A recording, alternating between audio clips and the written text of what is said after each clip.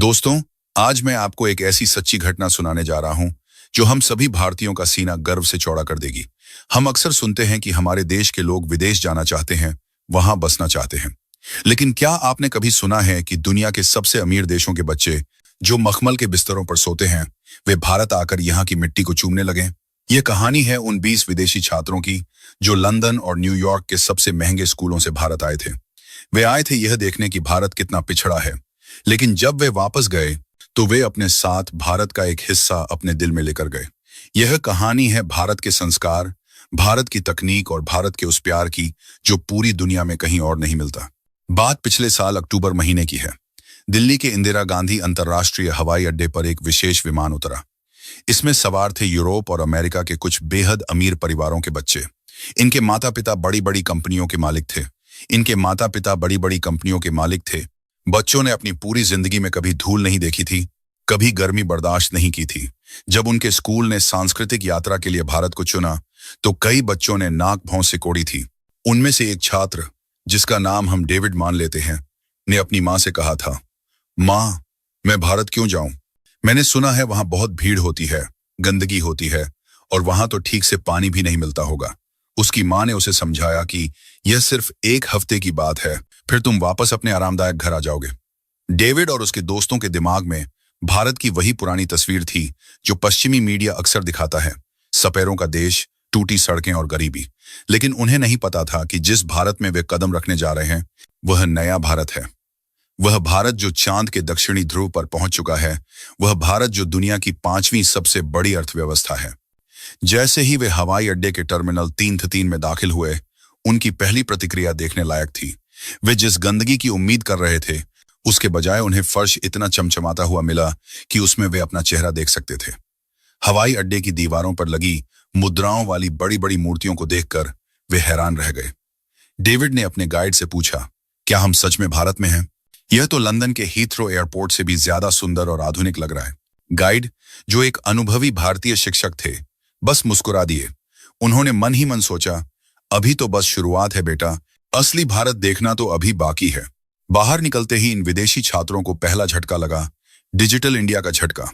उन्हें लगा था कि भारत में उन्हें हर जगह नकदी लेकर चलना होगा और शायद लोग उनसे डॉलर मांगेंगे। हवाई अड्डे से बाहर निकलकर जब वे टैक्सी स्टैंड की तरफ बढ़े तो उन्होंने देखा कि एक छोटा सा चाय वाला जो सड़क किनारे अपनी दुकान लगाए हुए था, उसके पास भी एक QR कोड लगा हुआ था। डेविड के एक दोस्त, जिसका नाम स्टीव था, ने अपनी जेब से कुछ डॉलर निकाले और चाय वाले को देने की कोशिश की। चाय वाले ने विनम्रता से हाथ जोड़कर अंग्रेजी में नहीं बल्कि अपनी भाषा में इशारा किया और फिर उस QR कोड की तरफ उंगली दिखाई। स्टीव हैरान था। उसने अपने गाइड से पूछा, क्या यह छोटा दुकानदार भी डिजिटल पेमेंट लेता है? गाइड ने गर्व से कहा, बेटा, यह भारत है। यहाँ सब्जी वाले से लेकर रिक्शा वाले तक सब ऑनलाइन है। तुम अपनी घड़ी या फोन से भुगतान कर सकते हो। शायद तुम्हारे देश में अभी भी लोग कार्ड स्वाइप करते होंगे, लेकिन भारत उससे कहीं आगे निकल चुका है। यह उन बच्चों के लिए पहला सबक था। जिस देश को वे पिछड़ा समझते थे, वह तकनीक के मामले में उनके अपने देश से भी तेज था। वे अपनी बड़ी बड़ी आंखों से देख रहे थे कि कैसे लोग बिना बटुआ निकाले सिर्फ मोबाइल से हर छोटी बड़ी चीज खरीद रहे थे। यह उनके लिए जादू जैसा था। बस में बैठते ही वे दिल्ली की सड़कों पर निकले। उनकी बस भारत मंडपम के पास से गुजरी। उस विशाल और भव्य इमारत को देखकर वे अपनी सीटों से उछल पड़े। क्या यह कोई महल है? एक छात्रा ने पूछा। जब उन्हें बताया गया कि यह वही जगह है जहां दुनिया के सबसे बड़े नेताओं की बैठक गबीस हुई थी, तो वे खामोश हो गए। उन्होंने अपनी किताबों में भारत की जो तस्वीरें देखी थीं, यह उससे बिल्कुल अलग था। चौड़ी सड़कें, हरियाली और लहराते हुए तिरंगे झंडे। लेकिन असली भारत सिर्फ इमारतों में नहीं बसता। असली भारत बसता है यहाँ के लोगों के दिलों में। और इसका अनुभव उन्हें तब हुआ जब वे ऋषिकेश और हरिद्वार की यात्रा पर निकले। दिल्ली की चकाचौंध के बाद उन्हें लगा था कि अब उन्हें असली गरीब भारत दिखेगा। वे ट्रेन से सफर करने वाले थे। उनके दिमाग में ट्रेनों की वही तस्वीर थी, छतों पर बैठे लोग और गंदगी। लेकिन जब उनके सामने चमचमाती वंदे भारत एक्सप्रेस आकर रुकी तो उनका मुंह खुला का खुला रह गया। स्वचालित दरवाजे, घूमने वाली कुर्सियां और हवाई जहाज जैसी सुविधाएं। स्टीव ने ट्रेन के अंदर बैठकर कहा, यार, हमारे देश की ट्रेनें तो इतनी साफ नहीं होती। यहाँ तो सब कुछ इतना व्यवस्थित है। ट्रेन अपनी पूरी रफ्तार से दौड़ रही थी, लेकिन अंदर बैठे यात्रियों को जरा सा भी झटका महसूस नहीं हो रहा था। और सबसे बड़ी बात, जिस चीज ने उन्हें सबसे ज्यादा प्रभावित किया वह थी सेवा। ट्रेन के कर्मचारी जिस तरह से हाथ जोड़कर नमस्ते करते हुए खाना परोस रहे थे, वह उनके लिए बिल्कुल नया था। उनके देशों में सेवा का मतलब सिर्फ काम करना होता है, लेकिन भारत में सेवा का मतलब सम्मान देना होता है। ऋषिकेश पहुंचकर उनका सामना भारतीय संस्कृति की गहराई से हुआ। शाम का समय था और वे गंगा आरती देखने के लिए घाट पर खड़े थे। हजारों दियों की रोशनी, घंटियों की गूंज और मंत्रों का उच्चारण। वातावरण में ऐसी ऊर्जा थी जिसे उन्होंने पहले कभी महसूस नहीं किया था। वे बच्चे जो अपने फोन और इंटरनेट के बिना एक पल नहीं रह सकते थे, पिछले 2 घंटों से अपना फोन भूल चुके थे। वे बस उस पवित्र नदी और लोगों की श्रद्धा को देख रहे थे। आरती खत्म होने के बाद एक बुजुर्ग महिला, जो शायद बहुत अमीर नहीं लग रही थी, उनके पास आई। उसने देखा कि ये विदेशी बच्चे थोड़े थके हुए लग रहे हैं। उसने अपनी थैली से घर के बने हुए लड्डू निकाले और उन बच्चों को दिए। डेविड थोड़ा हिचकिचाया। उसके देश में अजनबियों से खाना लेना मना था। उसे सिखाया गया था कि यह सुरक्षित नहीं है। लेकिन उस बुजुर्ग माँ की आंखों में जो वात्सल्य था, जो प्यार था, उसने डेविड का दिल पिघला दिया। गाइड ने बताया, यह प्रसाद है, यह दादी माँ तुम्हें आशीर्वाद दे रही हैं। डेविड ने वह लड्डू खाया। वह सिर्फ मिठाई नहीं थी, वह भारत का स्वाद था। उसने देखा कि वह महिला, जिसके पास शायद खुद के लिए ज्यादा कुछ नहीं था, वह इन विदेशी मेहमानों को खिलाकर कितनी खुश हो रही थी। डेविड ने अपने दोस्त से कहा, मेरे देश में अगर मैं किसी के घर के पास भी खड़ा हो जाऊं तो वे पुलिस बुला लेते हैं, और यहाँ यह महिला, जो हमें जानती भी नहीं, हमें अपने बच्चों की तरह खाना खिला रही है। उस रात होटल के कमरे में बैठकर उन छात्रों के बीच एक गंभीर चर्चा हुई। वे बात कर रहे थे खुशी के बारे में। उनके पास पैसे थे, महंगे गैजेट्स थे, लेकिन उनके चेहरों पर वह शांति नहीं थी जो उन्होंने उस घाट पर बैठे साधारण लोगों के चेहरों पर देखी थी। अगले दिन उनका कार्यक्रम एक गांव के दौरे का था। यह वह हिस्सा था जिससे वे सबसे ज्यादा डर रहे थे। उन्हें लगा था कि उन्हें गंदगी और बीमारी का सामना करना पड़ेगा। लेकिन जब वे हरियाणा के एक आदर्श गांव में पहुंचे तो उनकी सोच पूरी तरह बदल गई। गांव के सरपंच और उनका परिवार उनके स्वागत के लिए खड़ा था। उनके माथे पर तिलक लगाया गया और गले में फूलों की माला डाली गई। पश्चिमी देशों में मेहमानों का स्वागत हाथ मिलाकर या औपचारिक हाय बोलकर किया जाता है, लेकिन यहां जिस तरह से उन्हें भगवान की तरह पूजा गया, उसने उनकी आंखों में आंसू ला दिए। एक छात्रा, जिसका नाम एमिली था, वह यह देखकर रो पड़ी। उसने बाद में बताया, मेरे खुद के घर में मुझे इतना प्यार कभी नहीं मिला। मेरे माता पिता हमेशा काम में व्यस्त रहते हैं, लेकिन यहाँ ये लोग जो हमें जानते भी नहीं, वे हमें इतना सम्मान दे रहे हैं। दोपहर के भोजन का समय था। उन्हें जमीन पर दरी बिछाकर बैठाया गया। सामने पत्तल रखे गए। शुरू में उन्हें जमीन पर बैठने में दिक्कत हुई। उनके महंगे पैंट खराब होने का डर था। लेकिन जब गर्मा गर्म रोटियां, घर का बना सफेद मक्खन, दाल और खीर परोसी गई तो वे सब कुछ भूल गए। और सबसे बड़ी बात, घर की महिलाएं तब तक खाना नहीं खा रही थीं जब तक मेहमानों का पेट नहीं भर गया। वे बार बार आग्रह कर रही थी, ले लो बेटा, थोड़ा और ले लो। यह जो मनोहार की संस्कृति है, ये जो खिलाने की जिद है, यह दुनिया के किसी भी कोने में नहीं मिलती। पश्चिमी देशों में अगर आप किसी के घर खाने पर जाते हैं तो आपको उतना ही मिलता है जितना प्लेट में रखा है। दोबारा मांगना भी अभद्र माना जाता है। लेकिन भारत में तो अगर मेहमान बिना डकार लिए उठ जाए तो मेजबान को लगता है कि शायद खाने में कोई कमी रह गई थी। भोजन के बाद डेविड ने उस घर के मुखिया से पूछा, जो थोड़ी बहुत टूटी फूटी अंग्रेजी जानते थे। डेविड ने पूछा, अंकल, आप लोग इतना सब कुछ हमारे लिए क्यों कर रहे हैं? हम तो परदेसी हैं, कल चले जाएंगे। उस बुजुर्ग किसान ने जो जवाब दिया वह भारतीय संस्कृति का सार है। उन्होंने अपनी छाती पर हाथ रखकर कहा, बेटा, हमारे देश में एक कहावत है, अतिथि देवो भव, जिसका मतलब है कि मेहमान भगवान का रूप होता है। तुम हमारे घर आए हो तो तुम हमारे लिए सिर्फ पर्यटक नहीं हो, तुम भगवान हो। हम अमीर नहीं हैं, हमारे पास बड़ी गाड़ियां नहीं हैं, लेकिन हमारे पास दिल है, और इस दिल में मेहमानों के लिए जगह सबसे ऊपर है। यह सुनकर पूरा समूह सन्न रह गया। वे बच्चे जो सफलता का मतलब सिर्फ पैसा और करियर समझते थे, उन्हें आज जीवन का सबसे बड़ा पाठ मिला था। उन्हें समझ आया कि अमीरी बैंक बैलेंस से नहीं बल्कि संस्कारों से होती है। शाम को जब वे वापस अपने होटल लौट रहे थे तो बस में सन्नाटा था। कोई भी अपने फोन पर नहीं था। सब लोग खिड़की से बाहर देख रहे थे, लेकिन इस बार उनकी नजरों में डर या घृणा नहीं थी। इस बार उनकी नजरों में एक अजीब सा सम्मान था। वे देख रहे थे कि कैसे सड़क किनारे लोग एक दूसरे से बातें कर रहे हैं, हंस रहे हैं, कैसे एक दुकानदार गाय को रोटी खिला रहा है, कैसे बच्चे अपने माता पिता के पैर छू रहे हैं। डेविड ने अपने गाइड से धीरे से पूछा, सर, क्या मैं अपने माता पिता को यहां ला सकता हूं? गाइड ने पूछा, क्यों?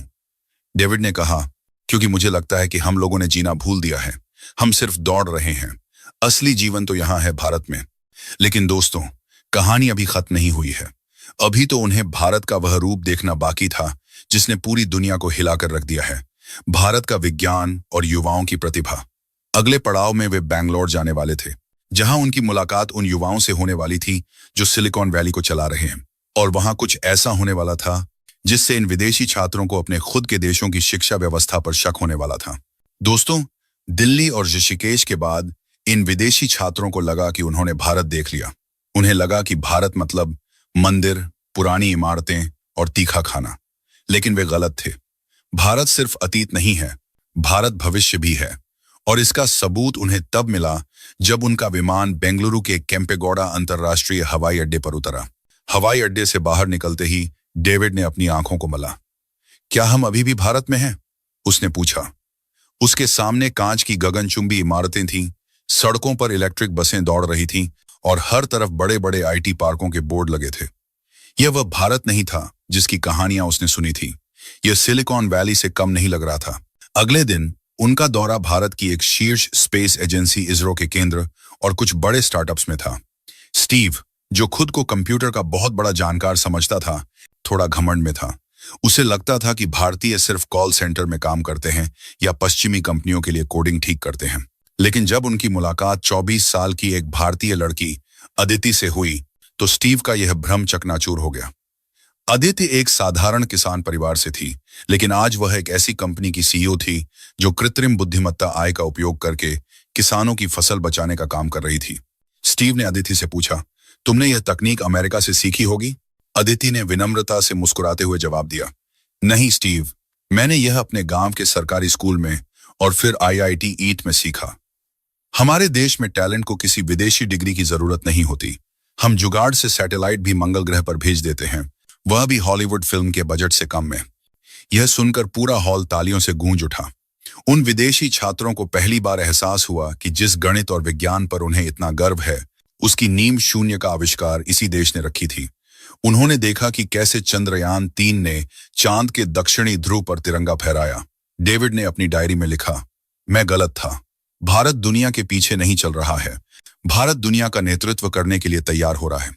लेकिन बेंगलुरु में उन्हें सिर्फ तकनीक का झटका नहीं लगा, उन्हें एक ऐसा झटका लगा जिसने उनकी रूह को झकझोर दिया, और वह था सुरक्षा का झटका। रात के 11 बज चुके थे। होटल के कमरे में बैठे बैठे कुछ लड़कियों को भूख लगी। एमिली ने कहा, चलो बाहर जाकर कुछ खाते हैं। यह सुनते ही उनके समूह में सन्नाटा छा गया। उनकी एक सहेली लिसा, जो न्यूयॉर्क से थी, उसने डरते हुए कहा, क्या तुम पागल हो गई हो एमिली? रात के 11 बजे, हम एक अनजान देश में हैं। क्या तुम्हें पता नहीं कि बाहर जाना कितना खतरनाक हो सकता है? उनके मन में पश्चिमी मीडिया द्वारा बनाया गया वह डर बैठा हुआ था। उनके अपने शहरों में, चाहे वह लंदन हो या पेरिस, रात में सुनसान सड़कों पर अकेले चलना खतरे से खाली नहीं होता। लेकिन भूख बहुत तेज थी। उन्होंने अपने गाइड सर को फोन किया। गाइड सर ने हंसते हुए कहा, बेटियों, डरो मत, नीचे आ जाओ, मैं तुम्हें भारत की नाइट लाइफ दिखाता हूं। वे डरते डरते होटल से बाहर निकले। लिसा ने अपना पर्स कसकर पकड़ रखा था। उसकी नजरें चारों तरफ घूम रही थी, जैसे कोई खतरा आने वाला हो। लेकिन जैसे ही वे मुख्य सड़क पर आए, उनका मुंह खुला का खुला रह गया। सड़कें रोशनी से जगमगा रही थीं, दुकानें खुली थीं, लेकिन सबसे हैरान करने वाली बात यह थी कि वहां सिर्फ मर्द नहीं थे। उन्होंने देखा कि कई महिलाएं अपने काम से स्कूटी पर घर लौट रही थीं। कुछ परिवार आइसक्रीम पार्लर के बाहर खड़े होकर हंसी मजाकटी के लिए कर रहे थे। एमिली ने एक ऑटो रिक्शा वाले को देखा जो अपनी पिछली सीट पर आराम से अखबार पढ़ रहा था। उसने पास जाकर देखा तो वहां एक अकेली लड़की खड़ी होकर अपने फोन पर बात कर रही थी और ऑटो का इंतजार कर रही थी। रात के 12 बज रहे थे और उस लड़की के चेहरे पर डर का नामो निशान नहीं था। लिसा ने गाइड से पूछा, सर, क्या इस लड़की को डर नहीं लगता? गाइड ने उस लड़की को आवाज दी, बेटा, क्या तुम इन विदेशी मेहमानों को बता सकती हो कि तुम इतनी रात को यहां सुरक्षित महसूस करती हो? वह लड़की, जो एक आईटी कंपनी में काम करती थी, मुस्कुराई और बोली, नमस्ते। डर किस बात का? यह मेरा शहर है। यहाँ पुलिस की गश्त रहती है और सबसे बड़ी बात, यहाँ के लोग मदद करने वाले हैं। अगर मुझे कोई दिक्कत होगी तो सड़क पर चलने वाला हर भाई मेरी मदद के लिए दौड़ पड़ेगा। हम भारत में रहते हैं, यहाँ नारी को देवी माना जाता है, शिकार नहीं। यह सुनकर लिसा की आंखों में आंसू आ गए। उसने बताया, न्यूयॉर्क में मैं रात को 8 बजे के बाद सबवे ट्रेन लेने से डरती हूँ। मुझे अपनी सुरक्षा के लिए पेपर स्प्रे साथ रखना पड़ता है। और यहाँ आधी दुनिया दूर मैं खुद को अपने घर से ज्यादा सुरक्षित महसूस कर रही हूँ। गाइड उन्हें पास के एक दक्षिण भारतीय रेस्तरां में ले गए जो पूरी रात खुला रहता था। वहां की चहल पहल देखकर उनकी सारी थकान मिट गई। उन्होंने पहली बार मसाला डोसा और इडली चखी। डेविड ने डोसा का एक टुकड़ा तोड़कर सांभर में डुबोया और मुंह में डाला। उसका चेहरा खिल उठा। ओह माय गॉड, ये क्या है? ये तो पिज्जा और बर्गर से लाख गुना बेहतर है, उसने चिल्लाकर कहा। उन्होंने देखा कि कैसे रसोइया गर्म तवे पर फटाफट डोसा फैला रहा था। यह किसी कला से कम नहीं था। उस रात उन्होंने भरपेट खाया और जब बिल आया तो वे फिर हैरान रह गए। 20 लोगों का खाना और बिल इतना कम कि वे अपनी पॉकेट मनी से ही चुका सकते थे। स्टीव ने कहा, यार, इतने पैसे में तो लंदन में मुझे सिर्फ एक कॉफी मिलती और यहाँ हमने राजाओं जैसा खाना खाया है। खाना खाते समय उनकी नजर पास की टेबल पर पड़ी।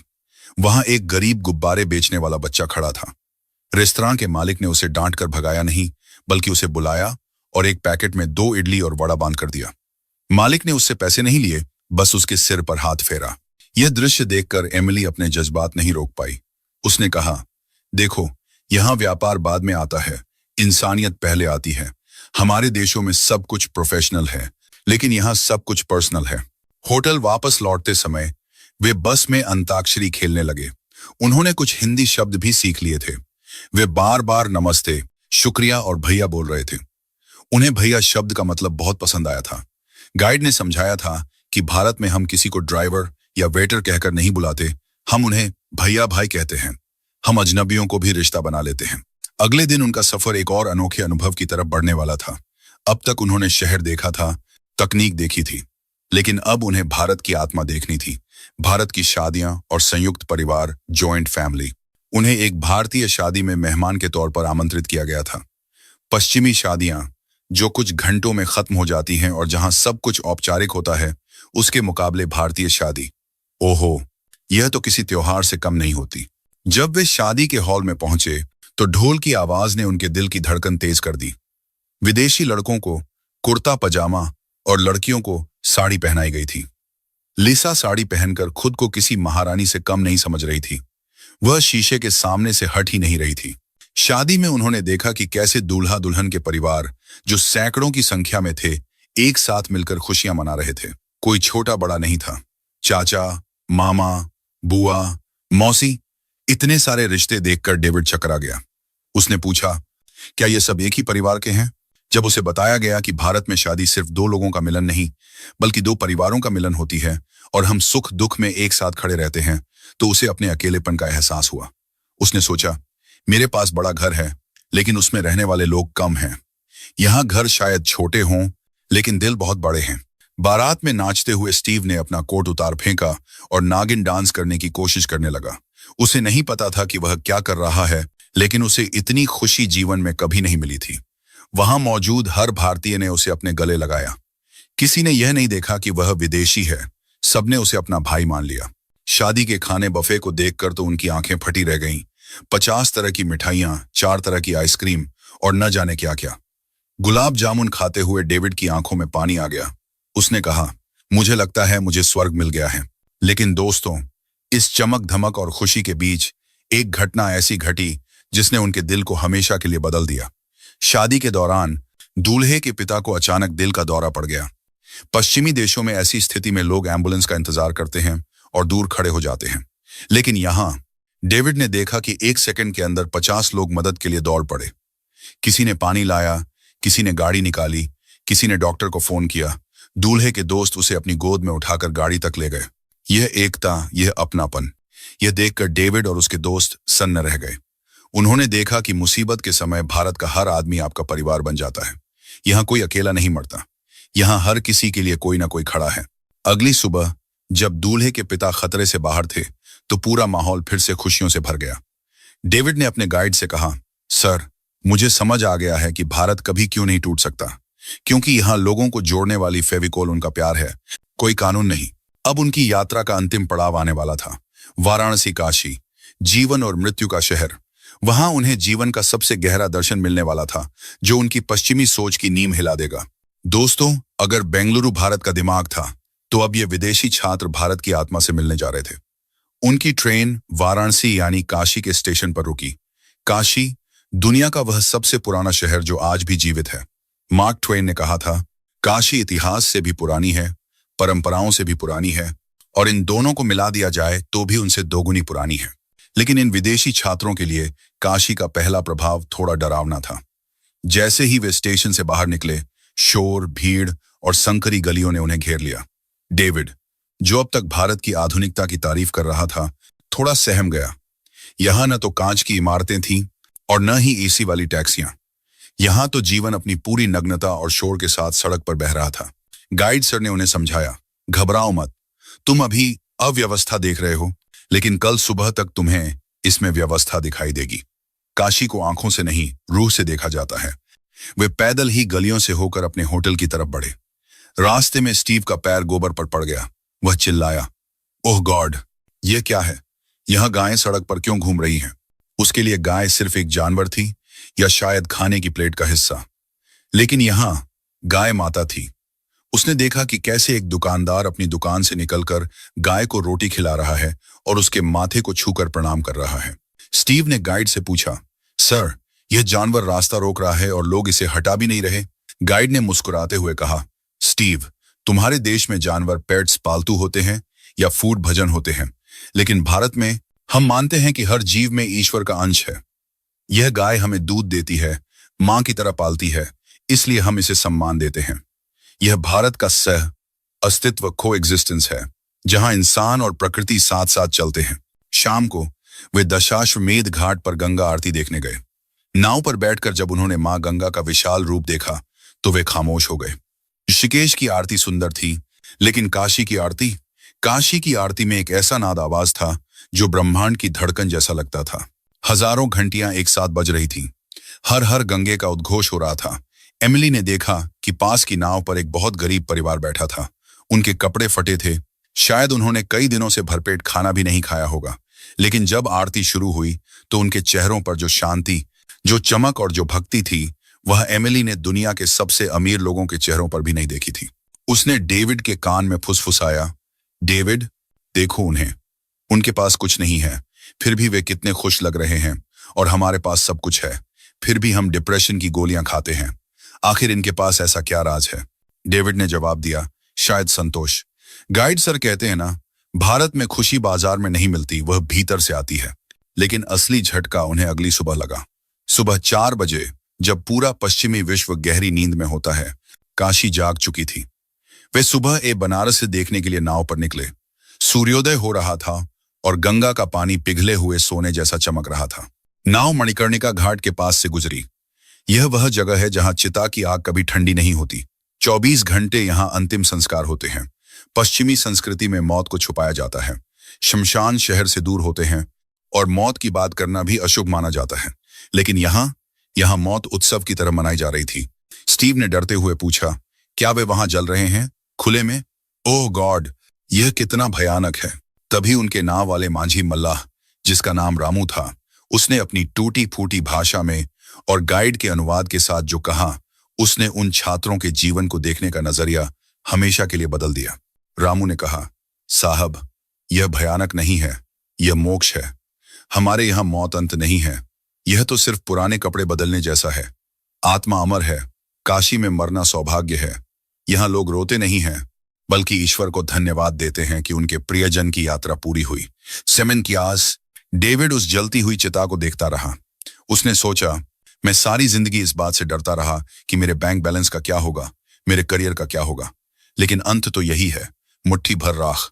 तो फिर मैं किस बात का घमंड कर रहा हूं? उस पल गंगा के बीचों बीच उन 20 अमीरजादों का अहंकार पिघल कर पानी में बह गया। उन्हें अपनी लैम्बोर्गिनी कारें, अपने महंगे ब्रांडेड कपड़े, सब खिलौने लगने लगे। घाट पर उतरकर वे एक साधु के पास गए। वह साधु भस्म राख लपेटे बैठा था। उसके पास पहनने को कपड़े तक पूरे नहीं थे, लेकिन उसकी आंखों में जो तेज था वह किसी बादशाह से ज्यादा था। लिसा, जो अपने लुक्स और मेकअप को लेकर बहुत संजीदा रहती थी, उसने उस साधु से पूछा, बाबा, आपके पास घर नहीं है, परिवार नहीं है, क्या आपको डर नहीं लगता? साधु ने जोर से हंसते हुए कहा, बेटी, जिसका पूरा ब्रह्मांड घर हो उसे चार दीवारों की क्या जरूरत? डरता वो है जिसे कुछ खोने का डर हो। मेरे पास खोने को कुछ है ही नहीं, और जो मेरा है आत्मा, उसे कोई छीन नहीं सकता। यही भारत का ज्ञान है, त्याग में ही परम आनंद है। गाइड सर ने बच्चों को समझाया, देखो बच्चों, पश्चिम ने दुनिया को सिखाया कि कैसे जीना है लाइफस्टाइल, लेकिन भारत दुनिया को सिखाता है कि क्यों जीना है, पर्पस ऑफ लाइफ। तुमने चांद पर जाने की तकनीक बनाई, लेकिन हमने अपने भीतर जाने की तकनीक योग और ध्यान बनाई। दोपहर को वे काशी की मशहूर कचौड़ी, सब्जी और जलेबी खाने गए। एक छोटी सी दुकान थी जहां बैठने की जगह भी नहीं थी। वे सड़क किनारे खड़े होकर दोने पत्तल में खा रहे थे। स्टीव, जो हाइजीन सफाई को लेकर इतना पागल था, आज बड़े चाव से उंगलियां चाटकर खा रहा था। दुकानदार ने देखा कि ये विदेशी बच्चे हैं, तो उसने उन्हें ताजी गरम जलेबी मुफ्त में दी। उसने कहा, मेहमान हो, मीठा मुंह करके जाओ। स्टीव ने पैसे देने चाहे तो दुकानदार ने उसका हाथ पकड़ लिया और कहा, पैसा नहीं बाबू, बस अपने देश जाकर कहना कि भारत के लोग दिलवाले हैं। स्टीव की आंखों में आंसू आ गए। उसने कहा, मुझे लगा था भारत गरीब देश है, लेकिन मैं गलत था। भारत तो दुनिया का सबसे अमीर देश है। यहाँ के लोगों का दिल सोने का है। शाम को होटल लौटने से पहले वे सारनाथ गए, जहां भगवान बुद्ध ने अपना पहला उपदेश दिया था। वहां की शांति अद्भुत थी। वे उस स्तूप के सामने ध्यान मेडिटेशन करने बैठे। 5 मिनट, 10 मिनट, 30 मिनट, किसी को समय का होश नहीं रहा। जब उन्होंने आंखें खोली तो उन्हें लगा जैसे उनके दिमाग का सारा शोर शांत हो गया है। डेविड ने अपने दोस्तों से कहा, तुम्हें याद है जब हम आए थे तो हम वाईफाई पासवर्ड ढूंढ रहे थे। अब मुझे लगता है कि मैं खुद से कनेक्ट हो गया हूं। मुझे अब वाईफाई की जरूरत नहीं है। रात को अपने कमरों में पैकिंग करते समय माहौल बहुत भारी था। कल उनकी वापसी थी। एमिली अपने सूटकेस में कपड़े रख रही थी, लेकिन उसका मन नहीं मान रहा था। उसने अपनी माँ को वीडियो कॉल किया। माँ ने पूछा, कैसा रहा तुम्हारा ट्रिप? बहुत गंदगी थी ना वहां? एमिली रो पड़ी। उसने कहा, नहीं मॉम, वहां गंदगी नहीं, वहां मिट्टी है, और उस मिट्टी में खुशबू है। मॉम, मैं वापस नहीं आना चाहती। मुझे लगता है मैं यहाँ की भीड़ में खो जाना चाहती हूँ। वहां हमारे पास सब कुछ है, पर हम अकेले हैं। यहाँ लोग गरीब हैं, पर वे कभी अकेले नहीं होते। उस रात उन 20 छात्रों ने एक फैसला किया। उन्होंने तय किया कि वे अपने बचे हुए सारे पैसे जो वे शॉपिंग के लिए लाए थे, किसी मॉल में नहीं उड़ाएंगे। उन्होंने गाइड सर से पूछा कि वे इन पैसों से किसी की मदद कैसे कर सकते हैं। गाइड सर उन्हें एक अनाथ आश्रम ले गए। जब इन विदेशी बच्चों ने अपने हाथों से भारतीय अनाथ बच्चों को खाना खिलाया और उन बच्चों ने बदले में उन्हें कसकर गले लगाया, तो उन्हें जो सुकून मिला वह किसी डिज्नीलैंड में नहीं मिल सकता था। लिसा ने अपनी डायरी का आखिरी पन्ना लिखा। मैं भारत आई थी एक पर्यटक बनकर, एक जज बनकर। मैंने सोचा था मैं देखूंगी कि ये लोग कितने पिछड़े हैं, लेकिन आज मैं जा रही हूं एक विद्यार्थी बनकर। भारत पिछड़ा नहीं है, भारत तो बहुत आगे है। हम अभी भी शरीर की भूख मिटाने में लगे हैं, और भारत आत्मा की भूख मिटा चुका है। भारत एक देश नहीं है, भारत एक अनुभव है। एक ऐसा अनुभव जो आपको तोड़ता है और फिर दोबारा जोड़कर एक बेहतर इंसान बनाता है। अगली सुबह दिल्ली के लिए ट्रेन पकड़ते समय डेविड ने वाराणसी स्टेशन की मिट्टी उठाई और एक छोटे से डिब्बे में रख ली। स्टीव ने पूछा, यह क्या कर रहे हो? डेविड ने कहा, यह मेरे लिए सोना है। जब भी मैं अपनी झूठी दुनिया में अकेला महसूस करूंगा, मैं इस मिट्टी को देखूंगा और याद करूंगा कि दुनिया में एक जगह ऐसी है जहां लोग दिमाग से नहीं, दिल से जीते हैं। लेकिन दोस्तों, इस कहानी का सबसे भावुक मोड़ तो अभी आना बाकी था। जब वे दिल्ली हवाई अड्डे पर पहुंचे तो कुछ ऐसा हुआ जिसकी उम्मीद किसी ने नहीं की थी। उनकी विदाई सिर्फ एक औपचारिक बाय बाय नहीं थी, बल्कि एक ऐसा सैलाब था जिसने वहां मौजूद हर इंसान को रुला दिया। दोस्तों, 10 दिन पहले जब यह समूह दिल्ली हवाई अड्डे पर उतरा था, तो उनकी चाल में घमंड था, आंखों में संदेह था और जुबान पर शिकायतें थीं। लेकिन आज नजारा बिल्कुल अलग था। बस हवाई अड्डे के गेट पर रुकी। कोई भी बस से उतरना नहीं चाहता था। बस के अंदर एक अजीब सी खामोशी थी। ऐसी खामोशी जो तब होती है जब कोई अपने घर से बहुत दूर जा रहा होता है। जी हाँ, 10 दिनों में यह विदेशी देश उनका अपना घर बन चुका था। गाइड सर ने खड़े होकर कहा, बच्चों, चलो, उड़ान का समय हो गया है। तुम्हारे माता पिता तुम्हारा इंतजार कर रहे होंगे। डेविड अपनी सीट से खड़ा हुआ, लेकिन उसके पैर भारी थे। वह धीरे धीरे बस से उतरा। उसने दिल्ली की हवा में एक गहरी सांस ली, जैसे वह इस हवा को अपनी सांसों में कैद कर लेना चाहता हो। चेक इन काउंटर की तरफ बढ़ते हुए एमिली अचानक रुक गई। उसने पीछे मुड़कर देखा। वहां एक सफाई कर्मचारी फर्श पर पोछा लगा रहा था। यह वही दृश्य था जिसे देखकर उसने पहले दिन नाक सिकुड़ी थी। लेकिन आज एमिली अपना बैग छोड़कर उस कर्मचारी के पास गई और हाथ जोड़कर हिंदी में बोली, धन्यवाद भैया। वह कर्मचारी हैरान रह गया। एक विदेशी मैम साहब उसे धन्यवाद दे रही है। एमिली ने कहा अनुवादक की मदद से, आपने हमारे लिए इस जगह को इतना साफ रखा, शुक्रिया। यह बदलाव था। अब उसे काम नहीं, इंसान दिख रहा था। जब विदाई का अंतिम पल आया तो गाइड सर ने सबको गले लगाया और कहा, अलविदा दोस्तों, फिर मिलेंगे। लेकिन तभी स्टीव ने कुछ ऐसा किया जिसने वहां मौजूद सभी भारतीयों का सीना गर्व से चौड़ा कर दिया। स्टीव, जो न्यूयॉर्क के एक अरबपति का बेटा था, जो कभी किसी के सामने नहीं झुकता था, वह अचानक गाइड सर के कदमों में झुक गया। उसने गाइड सर के पैर छुए। गाइड सर हड़बड़ा गए। अरे अरे, ये क्या कर रहे हो स्टीव? तुम विदेशी हो, तुम्हारे यहां यह सब नहीं होता। स्टीव ने आंखों में आंसू लिए खड़े होकर कहा, सर, मैंने इन 10 दिनों में सीखा है कि भारत में ज्ञान देने वाला गुरु होता है और गुरु पिता से भी बड़ा होता है। आपने हमें सिर्फ भारत नहीं दिखाया, आपने हमें जीना सिखाया है। यह मेरा सम्मान है। देखा देखी एमिली, लिसा, डेविड, सभी 20 छात्र एक एक करके लाइन में लग गए और उन्होंने गाइड सर और वहां मौजूद ड्राइवर भैया के पैर छुए। ड्राइवर भैया, जो एक साधारण आदमी थे, फफक फफक कर रो पड़े। उन्होंने अपनी जिंदगी में कई विदेशी देखे थे जो उन्हें हिकारत से देखते थे, लेकिन आज ये अंग्रेज उनके पैर छू रहे थे। डेविड ने ड्राइवर भैया का हाथ अपने हाथों में लिया और कहा, भैया, आपने हमें सुरक्षित रखा, अपने परिवार की तरह। मेरे देश में ड्राइवर सिर्फ गाड़ी चलाता है, लेकिन यहाँ ड्राइवर सारथी होता है। मैं आपको कभी नहीं भूलूंगा। जाते जाते डेविड ने अपनी जेब से वह छोटी डिब्बी निकाली जिसमें उसने वाराणसी की मिट्टी और एक छोटा सा तिरंगा झंडा रखा था। उसने उसे चूमा और अपने दिल के पास वाली जेब में रख लिया। सुरक्षा जांच सिक्योरिटी चेक के बाद जब वे कांच की दीवार के उस पार चले गए तो वे तब तक हाथ हिलाते रहे जब तक वे दिखना बंद नहीं हो गए। गाइड सर वहां खड़े खड़े आंसू पोंछ रहे थे। उन्हें एहसास हुआ कि भारत ने एक बार फिर दुनिया को जीत लिया है, हथियारों से नहीं बल्कि प्रेम और संस्कारों से। कहानी यहां खत्म नहीं होती। असली हंगामा तो तब मचा जब ये बच्चे अपने देशों में वापस पहुंचे। डेविड जब अपने आलीशान घर में दाखिल हुआ तो उसकी मां ने उसे गले लगाया। मां ने पूछा, ओह डेविड, तुम कितने दुबले हो गए हो? क्या वहां खाना अच्छा नहीं था? क्या तुम बीमार पड़ गए थे? डेविड ने मुस्कुराते हुए जवाब दिया, नहीं मां, मैं बीमार नहीं पड़ा, बल्कि मैं तो अब ठीक हुआ हूं। अब तक मैं बीमार था क्योंकि मैं सिर्फ पैसों के पीछे भाग रहा था। उस रात खाने की मेज पर डेविड ने चम्मच और कांटे, फोर्क एंड नाइफ को किनारे रख दिया। उसने अपने हाथों से खाना शुरू किया। उसके पिता ने नाराजगी से कहा, डेविड, यह क्या जंगलीपन है? हम सभ्य लोग हैं, हाथ से नहीं खाते। डेविड ने शांति से कहा, डैड, चम्मच तो सैकड़ों लोगों के मुंह में जा चुका होता है, भले ही वह धुला हो, लेकिन मेरा हाथ, यह सिर्फ मेरा है। भारत में लोग कहते हैं कि जब हम हाथ से खाते हैं तो उंगलियों का स्पर्श भोजन को बताता है कि पेट तैयार है। इसमें प्यार है डैड, यह जंगलीपन नहीं, यह जुड़ाव है। उसके माता पिता सन्न रह गए। उनका बिगड़ैल बेटा, जो कल तक सिर्फ पार्टियों और ड्रग्स की बातें करता था, आज जीवन के दर्शन की बातें कर रहा था। अगले दिन इन छात्रों ने अपने सोशल मीडिया पर अपनी यात्रा का वीडियो अपलोड किया। उन्होंने उसका शीर्षक दिया, the country that woke me up, वह देश जिसने मुझे जगा दिया। वीडियो में उन्होंने ताजमहल नहीं दिखाया, उन्होंने महलों की भव्यता नहीं दिखाई।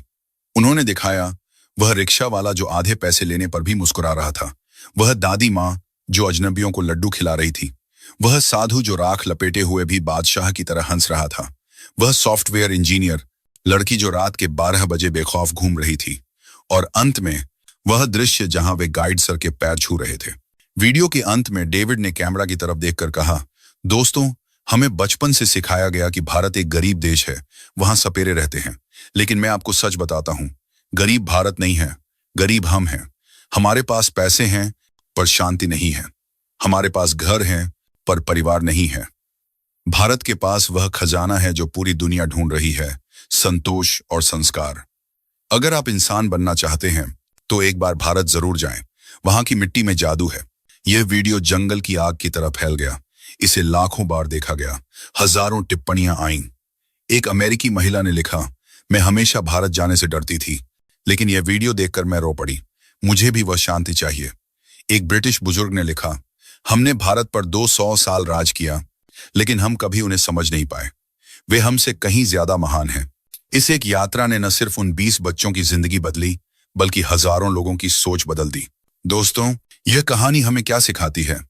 हम भारतीय अक्सर अपनी ही संस्कृति को कम आंकते हैं। हम पश्चिम की नकल करना चाहते हैं। हम अपनी धोती कुर्ता छोड़कर सूट बूट पहनना चाहते हैं।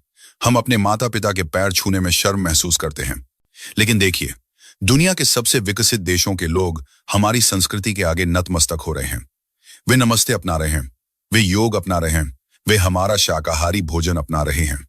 वे समझ चुके हैं कि भविष्य मशीनों का नहीं, मानवता का है। और मानवता का पाठ पूरी दुनिया को सिर्फ एक ही देश पढ़ा सकता है, और वह है हमारा प्यारा भारतवर्ष। स्वामी विवेकानंद जी ने कहा था, भारत विश्व गुरु बनेगा। आज वह सपना सच होता दिख रहा है। दुनिया हमारी तरफ देख रही है, सिर्फ हमारी अर्थव्यवस्था के लिए नहीं, बल्कि हमारे जीवन मूल्यों के लिए। तो अगली बार जब कोई विदेशी आपको दिखे या जब कोई भारत की बुराई करे, तो उसका सिर झुकाकर नहीं, बल्कि सिर उठाकर आंखों में आंखें डालकर कहिएगा, हाँ, मैं भारतीय हूं। उस देश से हूं जो दुनिया को शून्य देता है और दुनिया को अनंत का रास्ता भी दिखाता है। अगर इस कहानी ने आपके रोंगटे खड़े कर दिए हैं, अगर आपकी आंखों में गर्व के आंसू हैं, तो कसम है आपको अपनी भारत मां की। इस वीडियो को इतना शेयर करें कि हर उस इंसान तक पहुंचे जो भारत को कम समझता है। आइए मिलकर दुनिया को दिखाएं कि हम कौन हैं। जय हिंद, जय भारत, वंदे मातरम।